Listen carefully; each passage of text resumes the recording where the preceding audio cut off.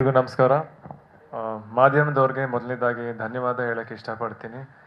ಇವತ್ತು ಈ ಸಿನಿಮಾ ಎಲ್ರಿಗೂ ಮುಟ್ತಾ ಇದೆ, ನಾವು ಬಿಟ್ಟಿರೋ ಕಂಟೆಂಟ್ ಆಗಲಿ. ಆ್ಯಂಡ್ ಡೆಫಿನೆಟ್ಲಿ ನಿಮಗೆ ಮೊದಲನೇದಾಗಿ ಥ್ಯಾಂಕ್ಸ್ ಹೇಳಬೇಕು.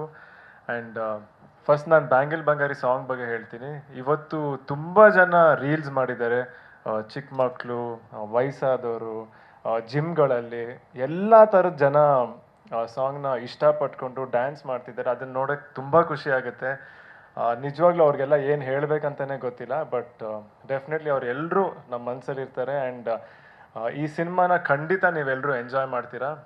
ರೋಹಿತ್ ಸರ್ ಹೇಳ್ದಂಗೆ ಏನು ಆ ವೈಬ್ ಇದೆ ಅಂದರೆ, ನಾವು ಹೇಗೆ ಮಜಾ ಮಾಡ್ಕೊಂಡು ಮಾಡಿದ್ದೀವಿ ಸಿನಿಮಾ ಅಂದರೆ ತುಂಬ ಖುಷಿಯಾಗಿ ಮಾಡಿದ್ದೀವಿ. ಆ್ಯಂಡ್ ಇವತ್ತು ಅದೇ ಎನರ್ಜಿನ ನೀವು ಇವತ್ತು ಸಾಂಗಲ್ಲಾಗಲಿ ಟೀಸರ್ ಆಗಲಿ ನೀವು ನೋಡ್ತಿದ್ದೀರಾ. ಆ್ಯಂಡ್ ಇಡೀ ಸಿನಿಮಾನು ಅದೇ ಥರ ಅಷ್ಟೇ ಮಜಾ ಕೊಡುತ್ತೆ ನಿಮ್ಗೆಲ್ರಿಗೂ.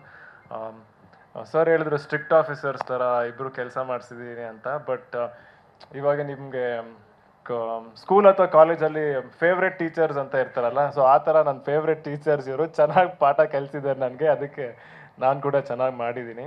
ಆ್ಯಂಡ್ ನನ್ನ ಬಗ್ಗೆ ಹೇಳ್ಬೇಕಂದ್ರೆ, ಈ ಸಿನಿಮಾಲಿ ನೀವೆಲ್ಲರೂ ನನ್ನನ್ನು ನೋಡದೇ ಇರೋ ಥರ ನೀವು ನೋಡ್ಬೋದು ಈ ಸಿನಿಮಾನ. ಸೊ ಅದನ್ನು ನಾನು ನಿಮ್ದೆಲ್ಲರೂ ಅಭಿಪ್ರಾಯನ ತಿಳ್ಕೊಳಕ್ಕೆ ಕಾಯ್ತಾ ಇದ್ದೀನಿ. ಜುಲೈ 18ನೇ ತಾರೀಕು ರಿಲೀಸು. ಆ್ಯಂಡ್ ಇವತ್ತು ನಾನೆಲ್ಲಿ ನಿಂತಿದ್ದೀನಿ ಅಂದರೆ, ಇವತ್ತು ನಮ್ಮ ಇಡೀ ತಂಡ ಅದಕ್ಕೆ ಮೇನ್ ನನ್ನ ಬ್ಯಾಕ್ ಬೋನ್ ಅಂತ ಹೇಳ್ತೀನಿ.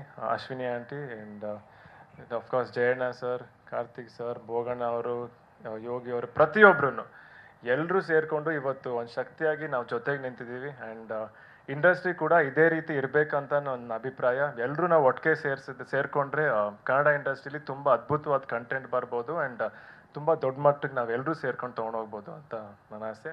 ಸೊ ಎಲ್ರಿಗೂ ಥ್ಯಾಂಕ್ಸ್. ನೆಕ್ಸ್ಟ್ ಏನೇ ಕ್ವೆಶನ್ಸ್ ಇದ್ರೂ ನಾವು ಆನ್ಸರ್ ಮಾಡ್ತೀವಿ. Thank you.